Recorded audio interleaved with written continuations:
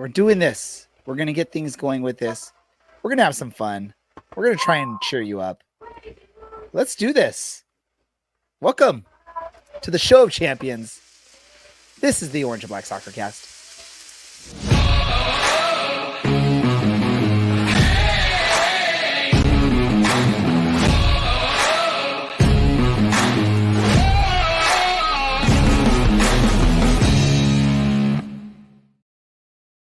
How's it going, Orange County?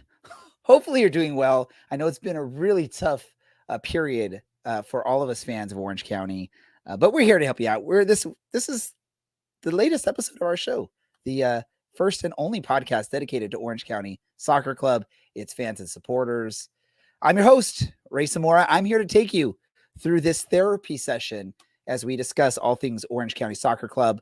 Helping me out in helping you out this episode is Mr. Dylan. Dylan, I'm not even going to ask you how you're doing. Just welcome. Thank you. For the record and for any legal reasons, none of us are licensed therapists in the state of California or any other state. But we are wannabes. Also helping us out on this episode would be Mr. Brad. Welcome, Brad. I mean, I might not be a registered therapist, but I can tell you the establishments down the road from where I live here in Vegas are less therapeutic than I am. And the one that hopefully will cheer us all up, because this seems very drab right now and dreary, is Mr. Larry. Larry, welcome. Oh, dear God in heaven, man, you guys are depressing the hell out of me right now. I am too old to be this freaking sad. Come on now. I only got a few years left on this planet, and I need some more upbeat, up-tempo than what we got going on right now. Look, the game was miserable. We know that. But let's get to it. Let's talk about it. Ray, go. The game was miserable. Okay, I'm sorry. We got to say this. It's been a miserable 35 to 40 days of Orange County soccer fandom. I believe let's do the calendar. It's been over a month since this team has scored a goal. That is ridiculous. That is sad. That is frustrating. That is, you put any negative adjective in there and it probably will fit into that. Part of that streak was 2 weekends ago at home against El Paso, a match that Brad was at. And again, an El Paso team at the bottom of the West knock us down. And then, hey, let's go on the road, try and recover against a tough Charleston team that, I don't know, slapped us around, called us names. You know, it looked like it was my U13 team out there playing against Charleston and not a professional club. Dylan, your thoughts over the last couple of matches, El Paso and Charleston. We're just going to combine these together. Your thoughts on both these matches. I'd like to parrot what Nathan wrote about a week ago before this match. You can't win if you don't score. That's like prior to this match, I was Alan Underwood. It's true. I thought maybe we had a chance on a wing and a prayer. Good defensive effort. We get lucky. 0-0. Cool. I actually predicted that we would lose 3-0. And that felt really harsh. And cut to win. Easy on the team. I got off the plane. When I was taking off, it was 2-0. And I said, okay, we're bound to score eventually. Maybe tonight's the night. We can make something happen. Cool. 6-0. Not great. Statistically, again, thank you to Nathan for this one. The worst performance Orange County has ever had. So we can only go up, guys. We can only go up.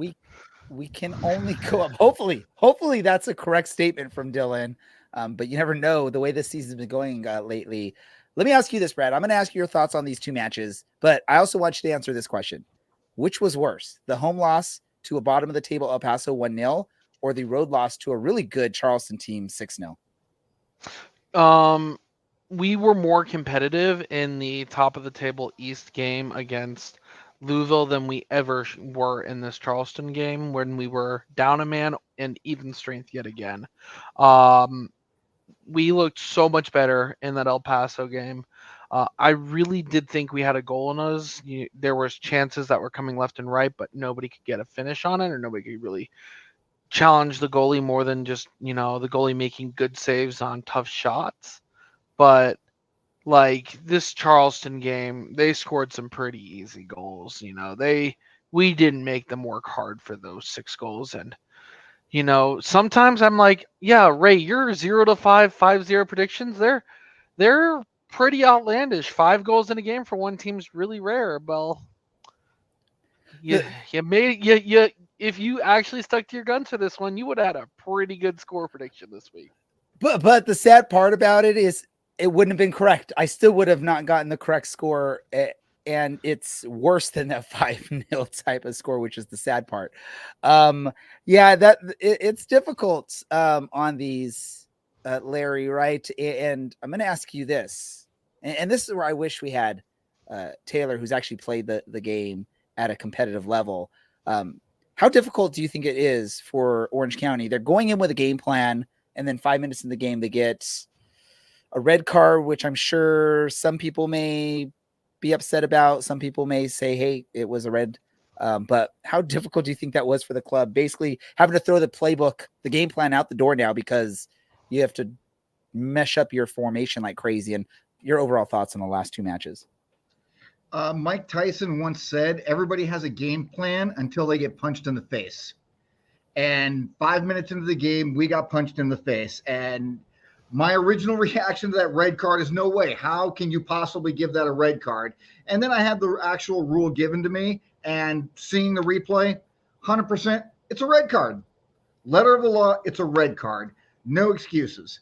Another no excuse thing. While Charleston was up a man, they scored 2. When we were playing even, they scored 4. And that is just really, really bad. It was a poor performance all the way around.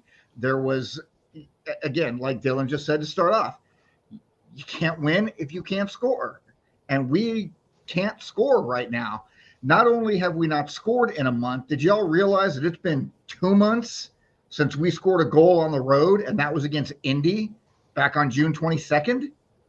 That is bad. They made a big deal about the El Paso goalie having 2 consecutive clean sheets. He had 2 consecutive clean sheets against 2 of the most inept scoring teams in the league this year.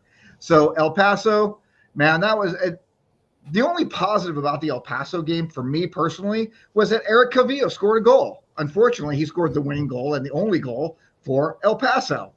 So this is something that we all need to just move on from. I know we got to talk about it, and we got to fill time and talk about it. And we can complain and moan and whine, and we got to remember that professional athletes have bad nights. Professional teams have bad weeks. In this particular case, our team has had a bad month plus, and it happens. We got to that, and we got to hope that it starts to get better, because things are pretty much out of time now. There's no more time to fix things. It's now or it's not.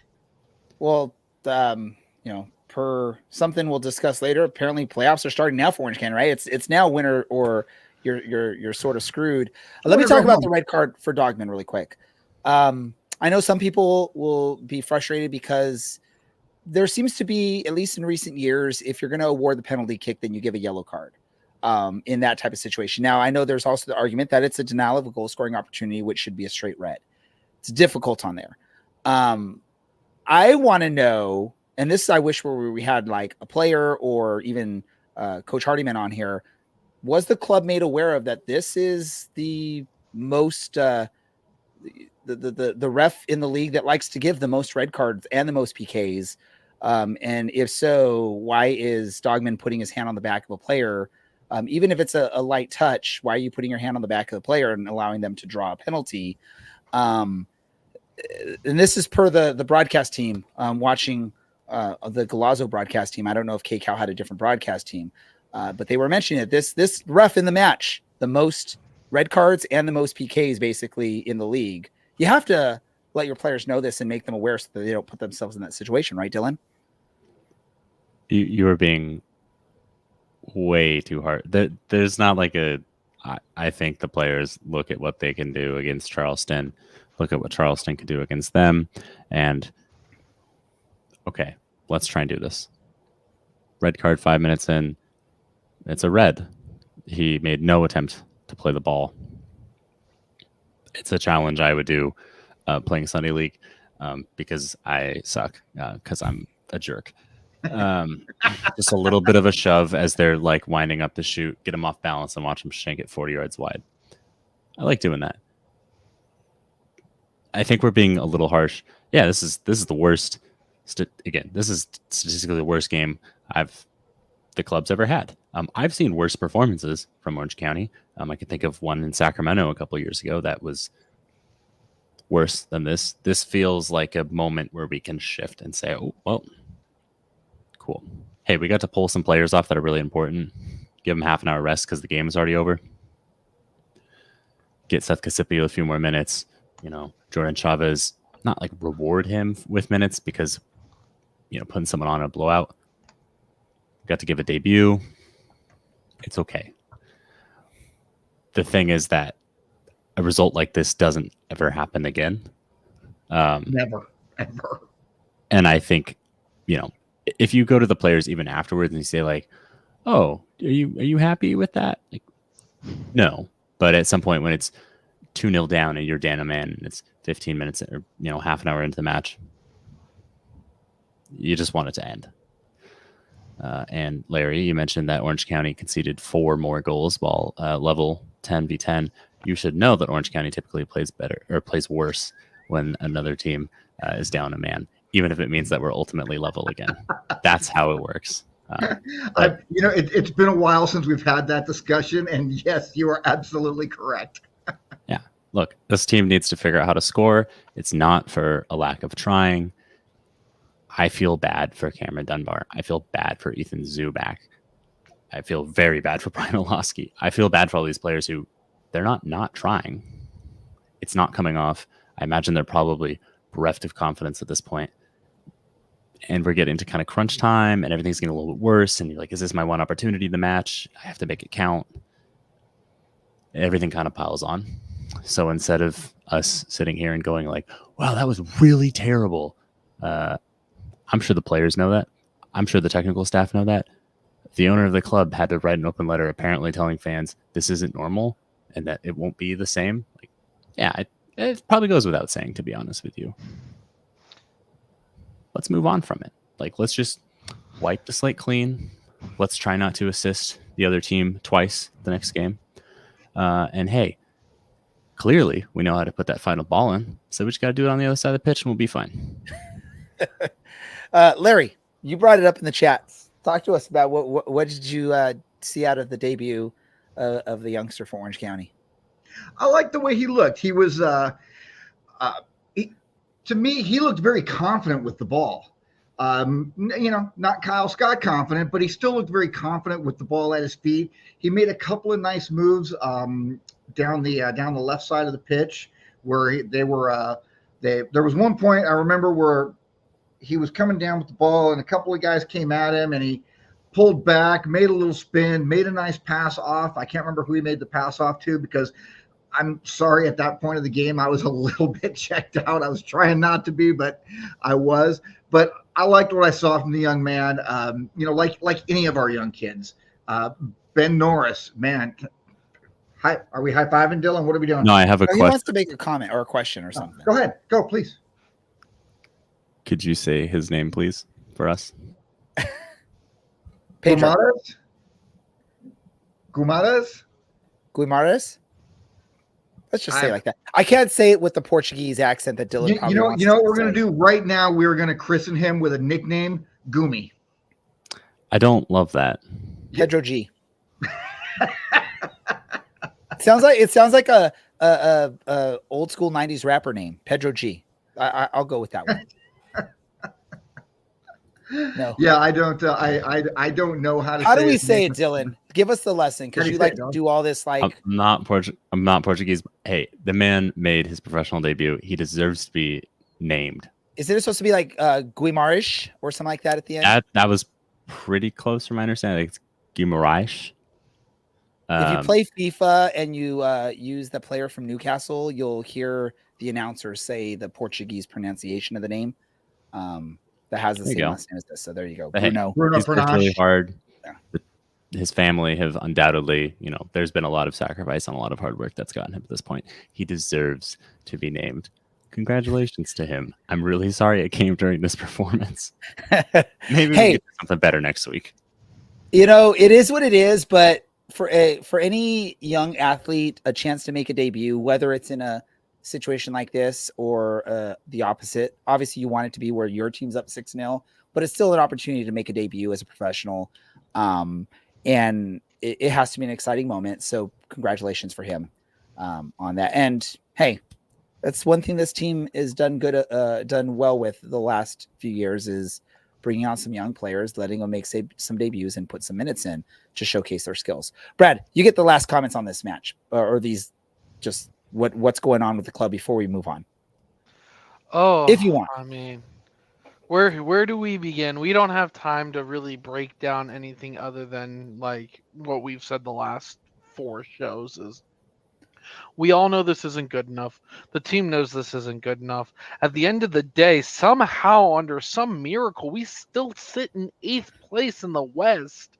And I think that's the biggest joke of them all, that at the end of the day, like somehow everyone's having a rough go of it. They know that they can't keep dropping these points like flies and expect to limp into the playoffs. The open letter said it. It said playoffs start now. It's not wrong. What we have like 9 games left this season, something like that. I think we went through 25 matches. So there's 9 left, and each one of those points is more important than the last.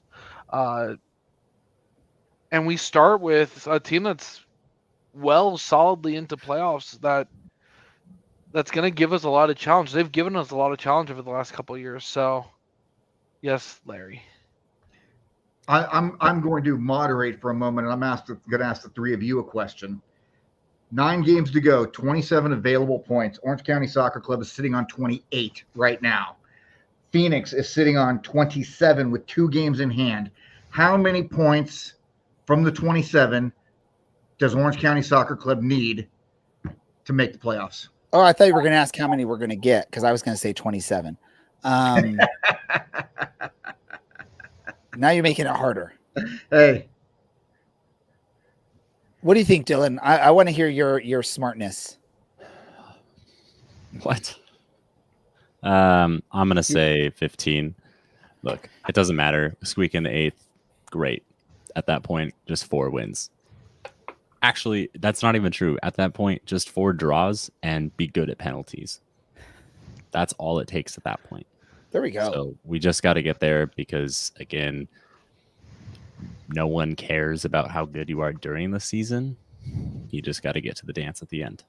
So I'm going to just share right now with my answer. DK stole my answer, so I'm just going to piggyback off to that. 18 points is what we need. Brad? I think 14 was my number, or 13. 4 wins and a draw would be hopefully good enough out of 9. I was just going to go right down the middle. Obviously, we need as much as we can get, but I guarantee you Phoenix is going to continue dropping points. They look just as bad as we are. Neither one of us can score in a legal establishment in the rural parts of the state of Nevada. And those places you have to really be bad to score. So let's just do like we did last year. Let's go on a run. Let's get 27 out of 27 points here and move back up to 2nd place in the table and make a nice run in the playoffs.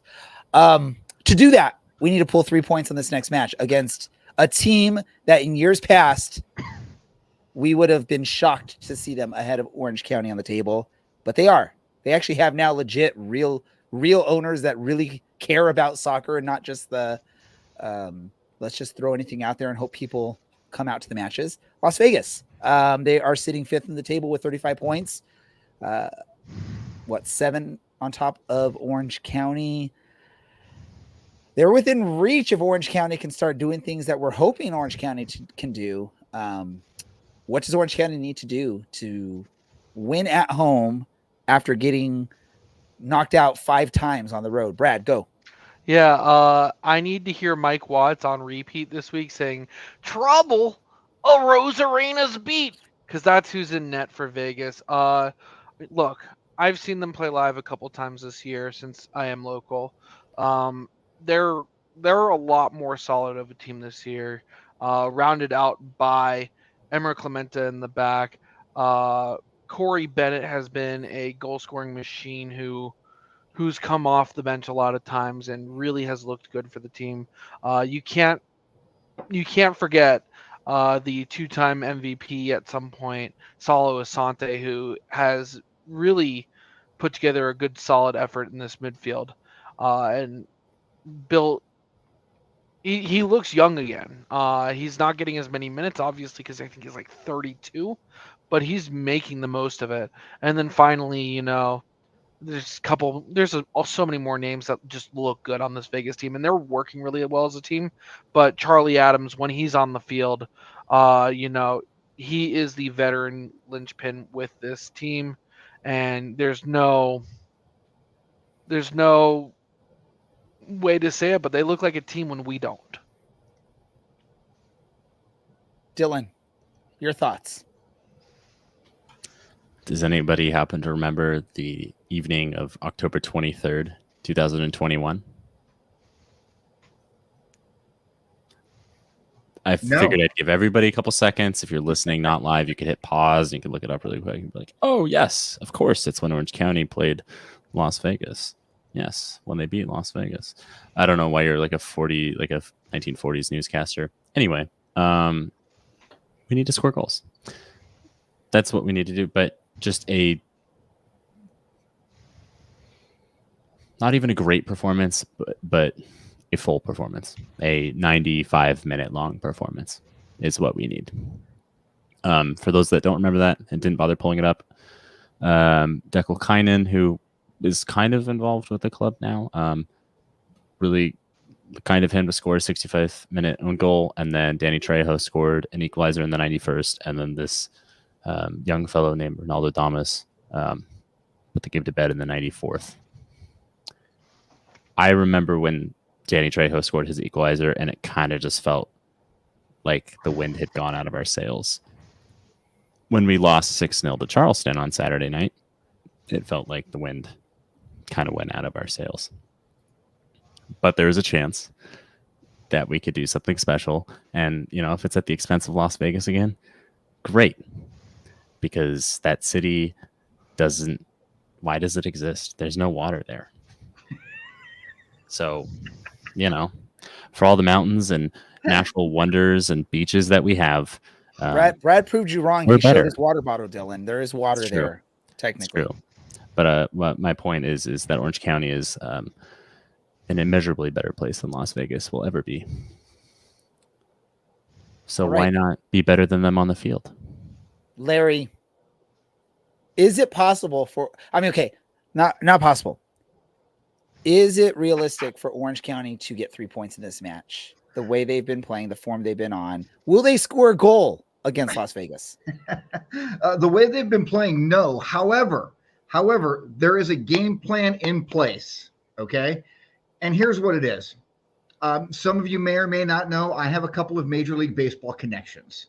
What I have done is I have placed a couple of phone calls out there, and I am working on getting Roned Odor to show up to the game on Saturday night so that he can punch Joey Bats in the face again, knock Las Vegas lights out, and Orange County comes out of this game Saturday night with 3 points. For any of you out there who know what I'm talking about, thumbs up. For Ray, who's over there going, huh? Ray, look it up. Hey, I wasn't confused about that. Is that I don't believe that you have the connects to make that happen. That's what I was making the weird faces for. I know. And people. Are you paying for Joey Bats to come out to Orange County to the match? How do you even? Joey Bats has plenty of his own money. He's got Toronto Blue Jay 47 home runs in a year. How do you know he'll be there? What makes him want to come to Orange County? Gentlemen, because Odor's this is a showing soccer podcast. Hey, we're talking about the owner of a soccer team, Dylan. So you are wrong. Look at that face. Before we move on, let's talk about predictions really quick. Brad, where are we at the prediction standings? Oh boy, here we go. I don't know if they're currently uploaded, but I mean, Taylor is still running away with it, hands and foot away. I don't know if he has it open. I closed it on my end, so let's bring it back up.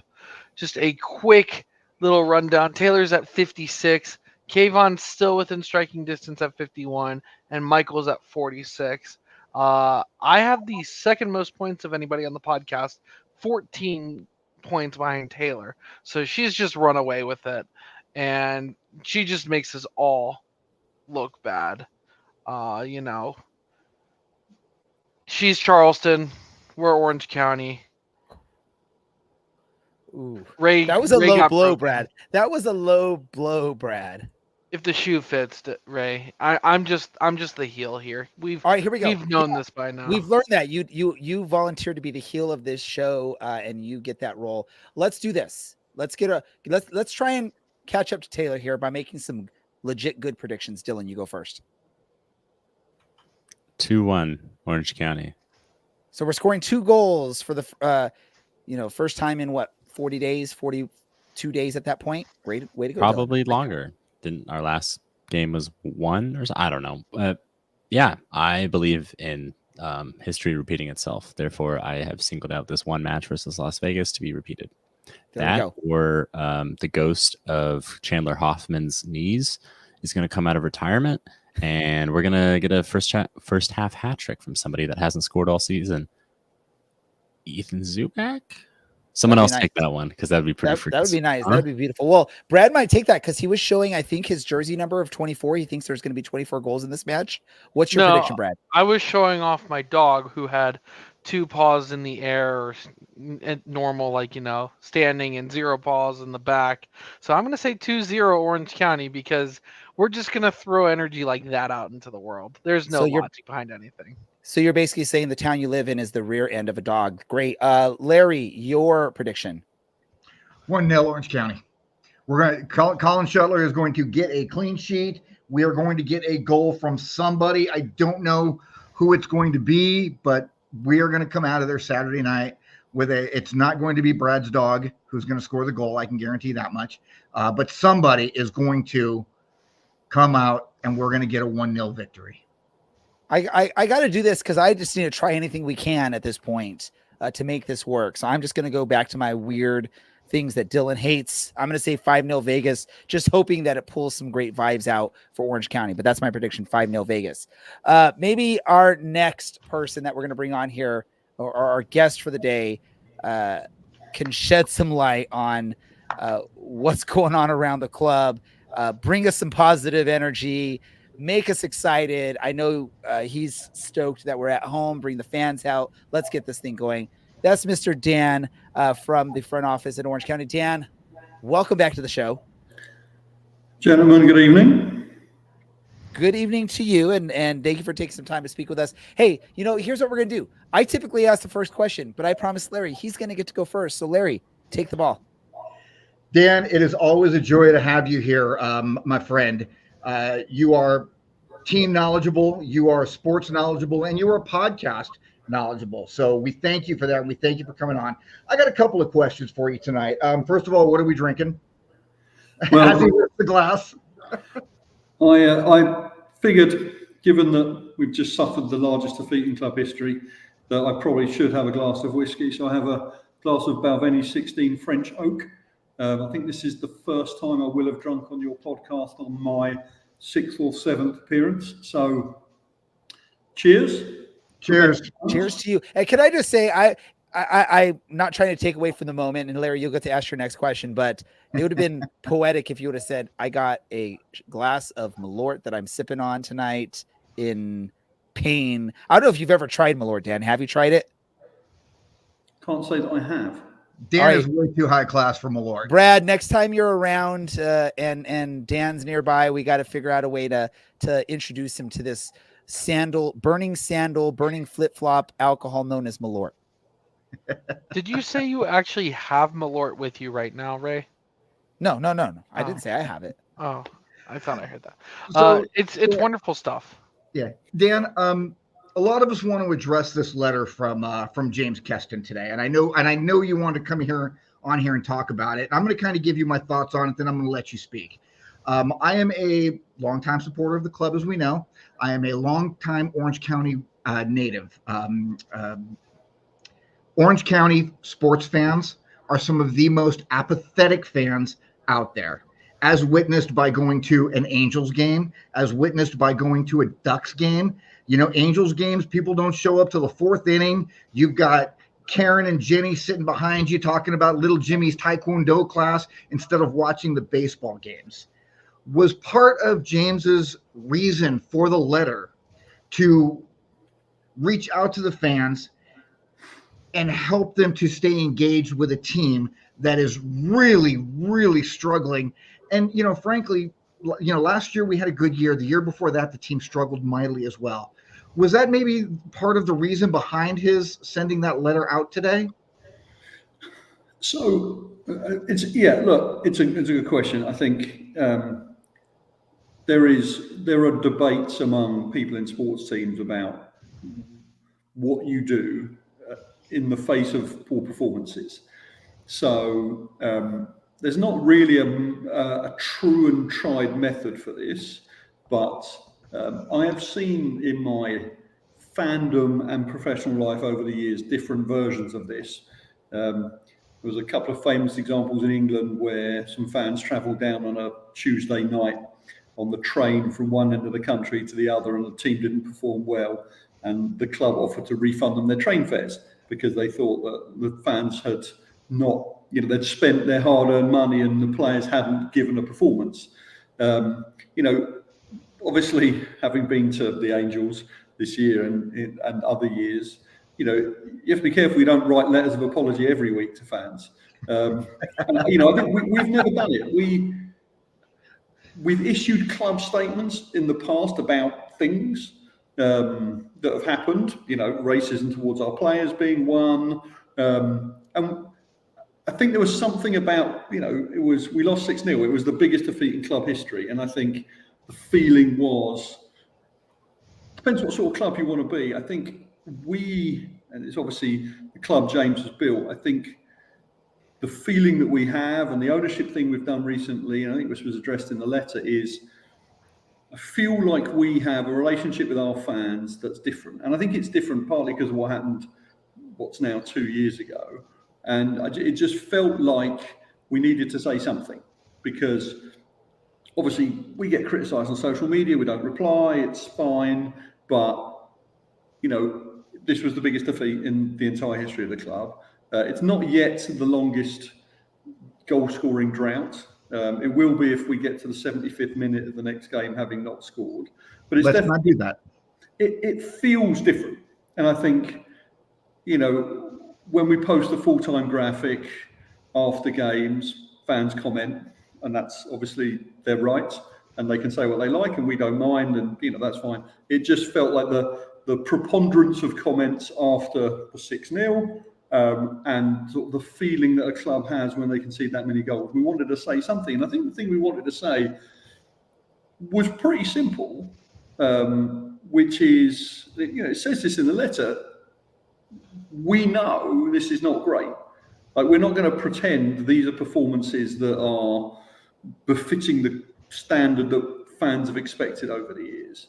And, you know, going to Charleston is a tough place. Having a man sent off after 5 minutes isn't great, but you don't concede 6 goals very often, and you don't lose 6-0 having not scored for 5 games without, I think, some recognition that things are not as they should be. And I think we wanted to make the point, look, you know, the standard is not what you would want as fans, but we are at a stage of the season. This is the glory of the American system. So, you know, if you're in England and you're trying to win the league, your season is over. You can't win the league. Maybe mathematically we can, but we probably can't. But this is America, and we don't just need to get into the playoffs, 8th spot. We are actually currently in 8th spot. And I know people have got games in hand, but in this league, everyone's beating everybody. So there's still 27 points available. Not only can we get 8th place, but we can also actually still get a home playoff if we put a run together. And as you've seen over the years, it's how you finish the season that matters in American soccer. And I think the message to fans is, look, this is not great. We know it's not great. It won't be like this again on Saturday. And actually, we really need your support because this season is very, very salvageable. When we won the league in 21, we went on a hell of a run towards the back end of the year. I think if I remember rightly, Phoenix came to our place, beat us, won. They don't call it the Supporter Shield, but basically won the league. And then their season petered out. We were just hitting our stride, including actually a very memorable game against Vegas, where, as you recall, we scored very late to keep that run going. Phoenix won last year, and we put this in the letter as well. I mean, they didn't have a home playoff game. So anything is possible. And look, if we don't score, we play like that, we're not going to win the league. But if we can turn things around, there's plenty of time to get into the playoffs and have a really powerful end to the year. And we want the fans to know that we know we're not performing at the level you expect, and we want to perform at a higher level. And we want you to back us, support the club, get behind us, give us a push, and let's see how far we can take this season. That actually gives me a great segue to the next question I wanted to ask you. I started off with a question about drinking, which, we all like to have a glass every now and then. How is the front office? What is the plan right now to engage the fans, keep them tied in, keep them locked in, keep them backing the team outside of getting them drunk at Beer Fest on Saturday? So, we've talked about, we often discuss as a club, and other clubs have this discussion as well, is what feeds what? Do the players give you atmosphere for the crowd to cheer about, or do the crowd set the table for the players to perform? And I think the answer is somewhere in the middle. We are expecting a pretty good crowd on Saturday. There's going to be a beer fest. I put a call in to somebody who I think will help set the scene. So the anthem that we will have will definitely put everyone in the mood. Somebody I was hoping to not bring in until maybe the playoffs, but I thought it's time to call him early. So is it Robbie? It is not Robbie. Nor is it Oasis, who seems to be having a busy week. But we are going to set up the game in the way we can. There's a beer fest. There'll be hundreds of people having all the fun that they do. We're thinking as a front office about what can we do to help the players, help the fans, get people in, and away we go. And so we're hoping it will be the right sort of atmosphere. And then the players have got to feed off that, and the fans have got to feed off the players, and we cheer the boys on to success. And that's all as a front office we can do. But we know, the players know. I'm sure a lot of them are on social media. They know the El Paso game, the North Carolina game, this game. That's not the standard. And I'm not speaking for Pete and his side of the business, but there's no point trying to trick the fans into thinking they saw something they didn't. All we can do as a front office is set things up so we can have a great atmosphere on Saturday. We've got 6 home games left. I think the last 3 Saturdays of the year are almost definitely going to be sellouts the way things are looking. We're trying to really sort of set Championship Soccer Stadium up properly so we can have a good run in at the end. All right. So, obviously we can talk about front office stuff, but I think the people want to hear a little bit, and I don't know how much you're kind of tuned into the other side of the business. I know that you are definitely a soccer fan and not a front office only person. What is the team kind of prepping to do this week to change fortunes around? Because it's not this isn't just a pep talk anymore. It's not a, hey, it's bad fortune. This is seriously execution flaws, kind of across the board. Is there new players that we're looking on bringing in? Is there a change? Are players coming back healthy? What are we doing to kind of change the fortunes? Yeah, look, entirely appropriate question.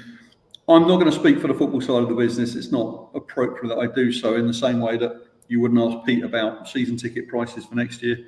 So, Pete has been with his team a long time. He knows what the standards are that are expected. Paul's been with the club a long time. He knows the standards are expected. The players know what that result was. Nobody wants to be in the record books as being in the starting 11 or off the bench for the worst defeat in the club's history. So all of the things that you have said are things that they are thinking about. And I'd say it's not my place to talk about some of that stuff, but I think it would be fair to say things will look different on Saturday.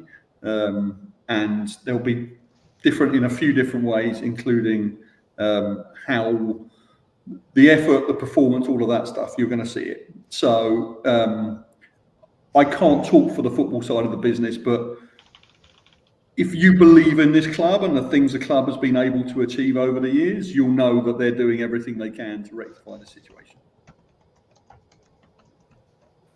Let me ask you this, Dan.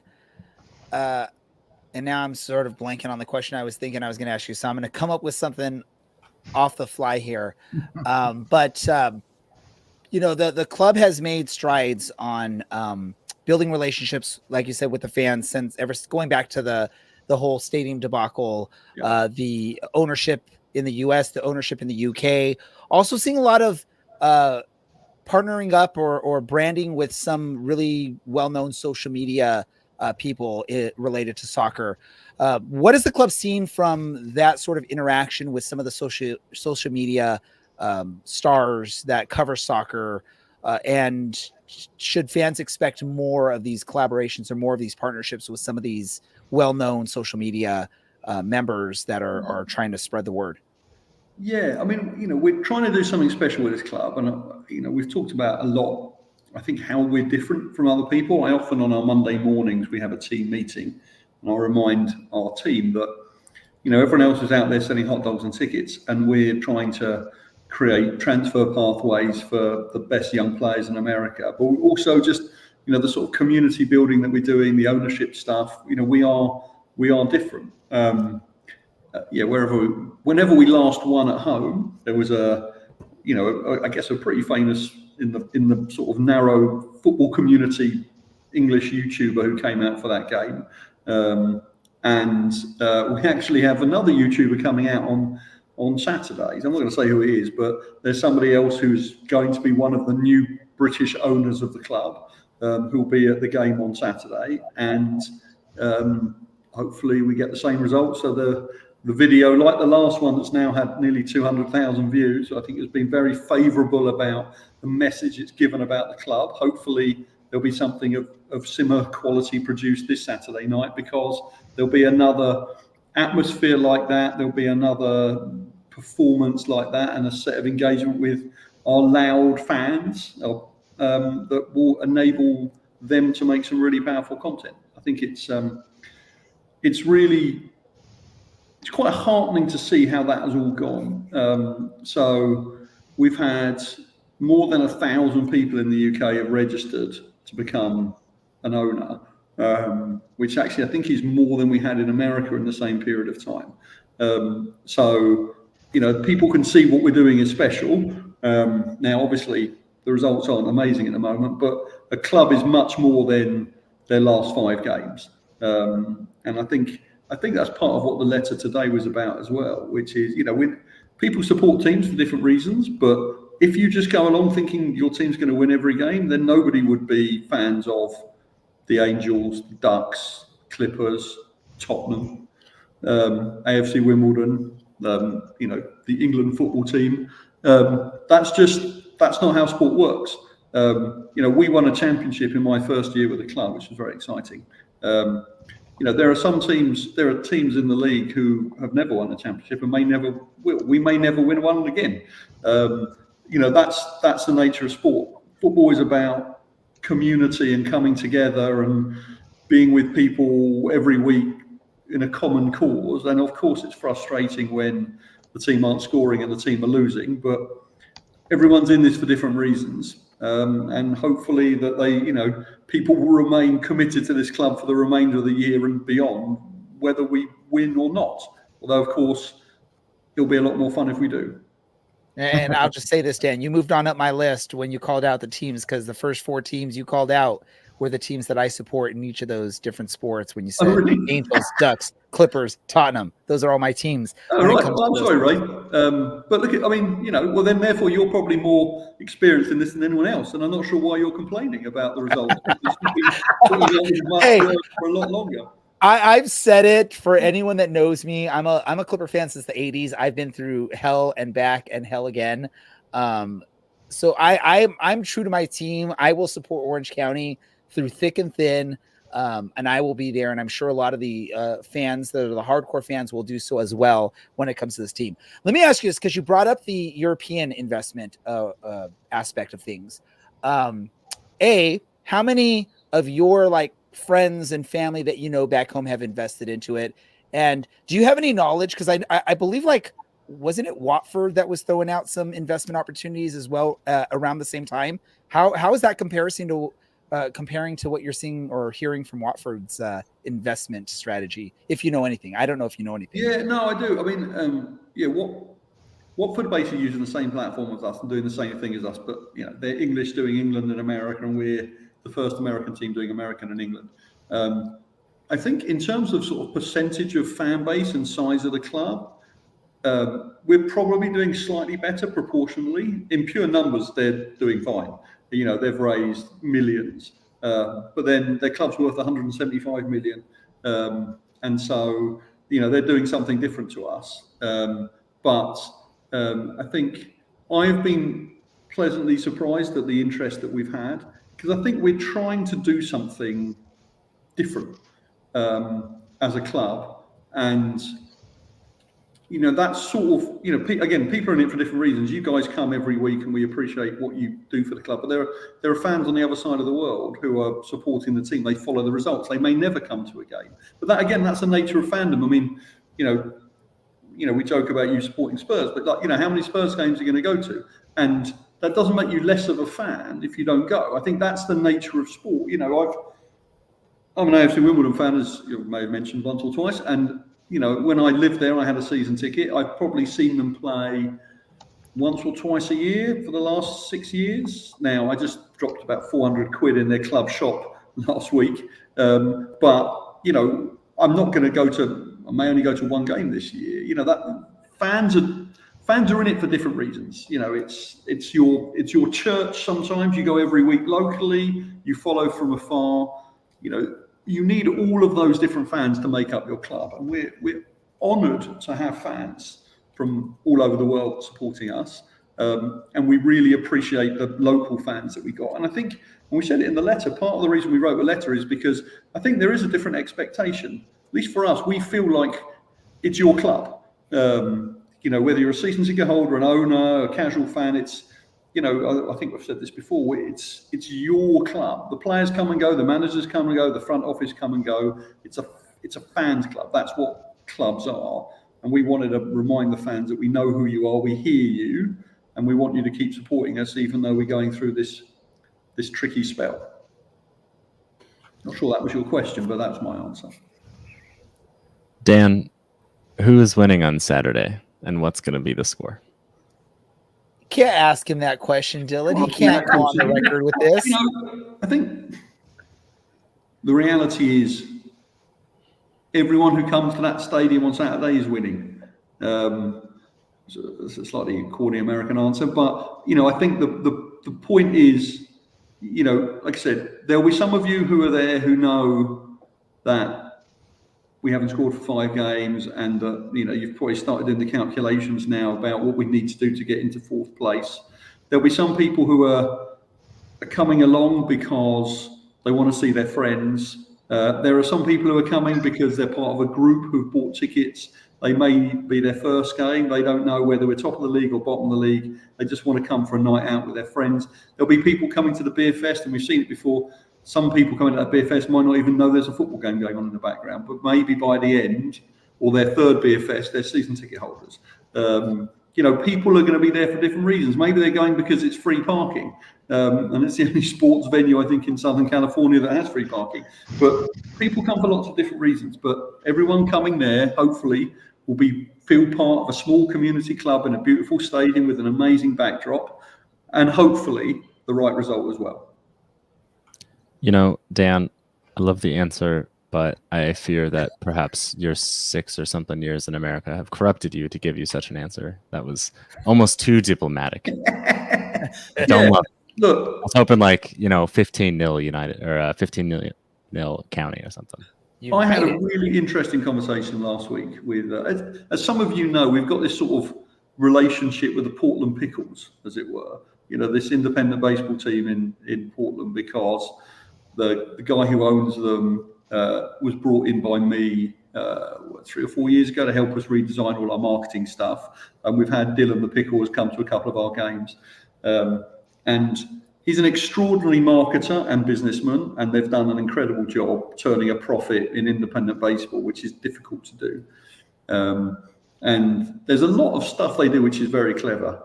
And they own another team in the Lake County Captains in the Midwest, who got on every TV show the other day because they put toilet seats in the stadium that you can sit on the toilet, literally sit on the toilet and watch the game. They got a lot of coverage for that. They're genius marketers. They're sort of like a sort of Savannah Bananas, but with real sport being played. Anyway, last week they won. They won their championship. And I was texting him, and we've always talked about the business of sport and all of that sort of stuff. But at the end of the day, he said that, the greatest thing that's happened to him in all the time in these sports team is winning. And you can pretend that it's about other things, but it is about winning. And, as a club, we can't, as a front office, we can't only sell tickets to games when we're winning. That's not how sports teams work. But it does make it more fun. And for the committed fans, it does make it more fun. So we'll be there. We're selling tickets. We're selling hot dogs. We're going to have an amazing anthem. It's going to be a great beer fest. From my business hat on, if it's a good crowd, concessions are good, merch sales are good, then we're all happy. But at the end of the day, obviously, like you, I'd love to see us win. I can't control that. It's not my job. It's not my job to talk to Pete about that side of things.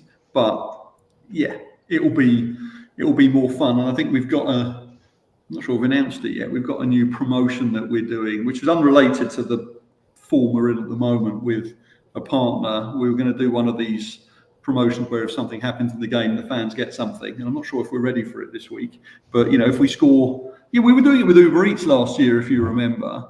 The more we scored, the more people saved. We've got that sort of promotion going again. Hopefully we can trigger that promotion this week. Hopefully. We'd be excited to see that. One last question for you, Dan. With rumors that season 4 of Ted Lasso is going to happen, what are the odds that we can get Orange County Soccer Club a cameo in Ted Lasso season 4? Yeah, good question. It's something I've been working incredibly hard on for about 2 years. So we are, so there's a British TV show called Top Gear, which is like a big car show, who filmed at the stadium on Saturday. And we're making a cameo in that. I think that airs next week. So, we're doing our best for profile. I've had Bill Lawrence, the creator of Ted Lasso, has been on one of my podcasts. And I met Phil Dunster, who's an AFC Wimbledon fan. So Jamie Tart in real life is an AFC Wimbledon fan. I've been lobbying him to do something with us. I've been lobbying through a friend, Brett Goldstein. I may have sent a shirt the other day with the name on the back to one of the assistant producers on the show. So we are doing everything we can to have a relationship with them, although so is obviously everybody else.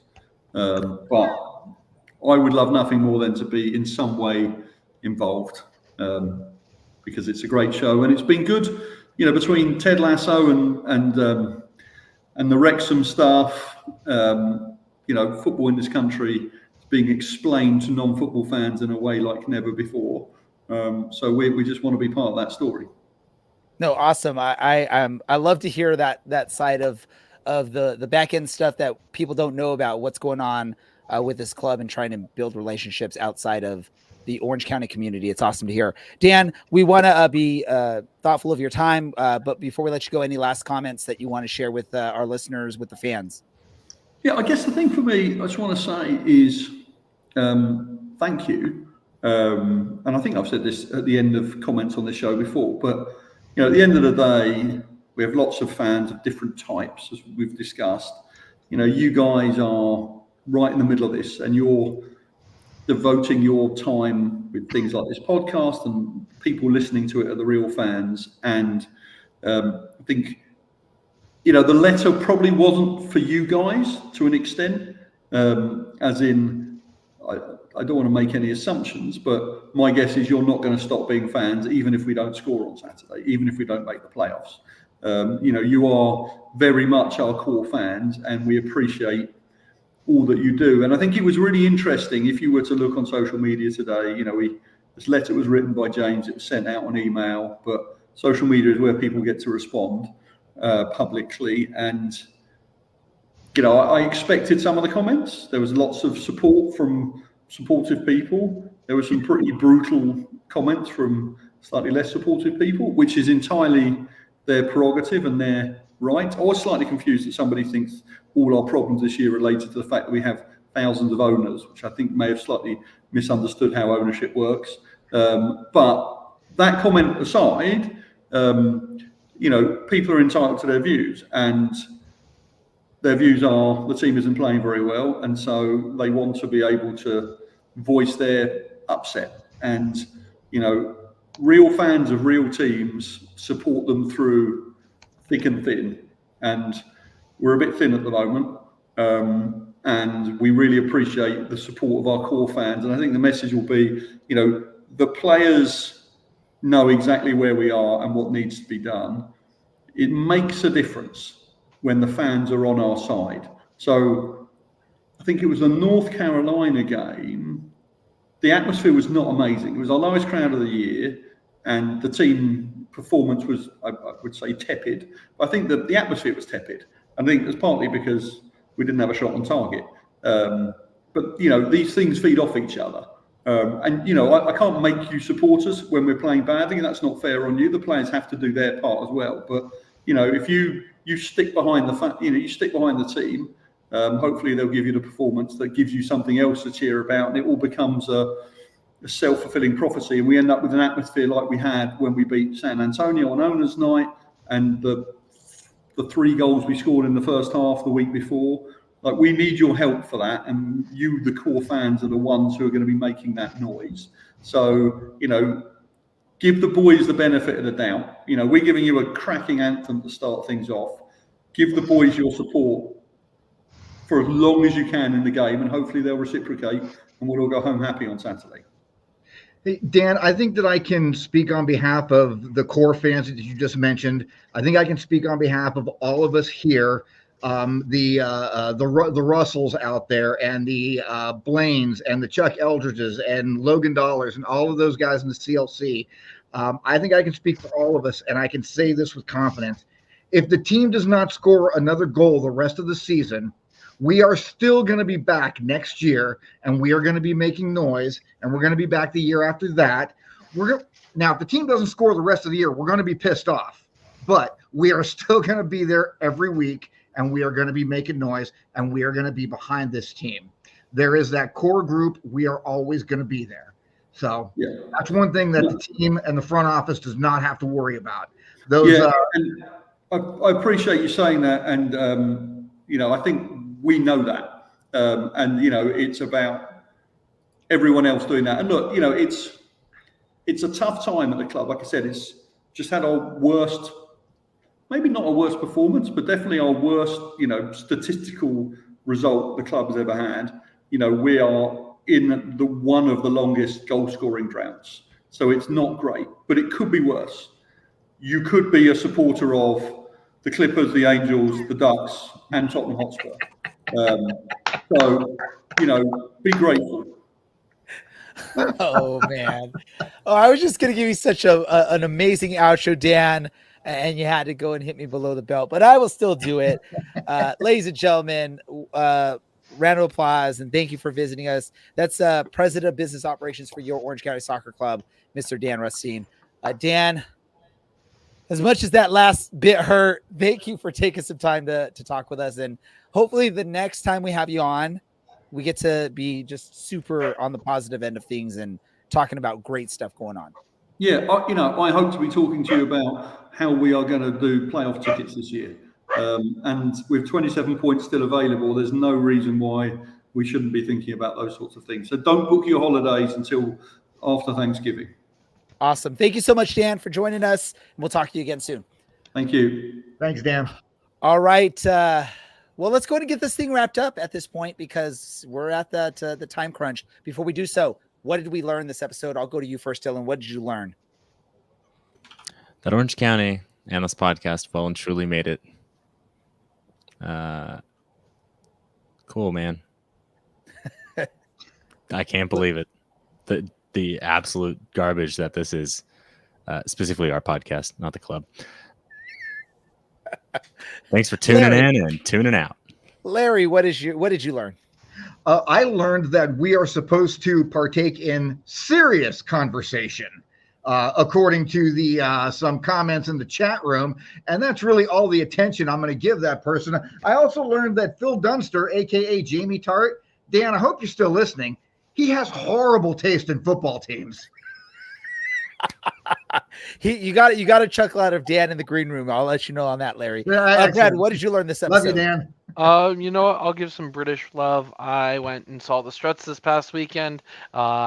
Great thing I learned over the episode is that the Struts are going to be in Ventura soon. And if you like music, which I wish DK was here because he likes music, you should go see them. There we go. You know what I learned today? I learned, and this is all off of reactions, that Dylan thought that my Ted Lasso question was the most ridiculous, stupid question ever, and it led to a really great answer from Mr. Dan about what the club is doing to interact with some of the British television shows and get the Orange County brand out there whenever possible. Larry, do you have something to add to that? No, I'm curious. Did you know something ahead of time, or was that just a fluke? That was 100% a fluke. I just, had heard about Ted Lasso, and I'm like, hey, let's just ask that question. And we got a really good answer to that. But Dylan's reaction to me asking that question, I could see it in his face. He was ready to drop out of this episode because I was bringing up Ted Lasso and asking the quote unquote stupid question about what's the club doing to get on Ted Lasso. Here we go. Let's wrap things up. Hey, if you didn't know by now, we're a fun podcast. We don't talk a lot of serious stuff. We do talk about the team. We do talk about the matches, but we like to have fun because, if not, we'd be Dylan's public, radio, boring stuff all the time. And we'd be talking like this in a very No one has a future at NPR. Bring it down. Bring it down. But no, we like to have fun. And part of having fun is when the team is playing like dog excrement. We want to have fun and joke around and goof off and try and make it a fun thing for y'all. So thank you for all of the people that pay attention. Whether you agree with what we said, whether you don't, we appreciate you following us and listening live or listening on the podcast episodes. For Dylan, for Larry, for Brad, for our guest Dan Rutstein, for producer Andy, this is the Orange and Black Soccercast. We are out.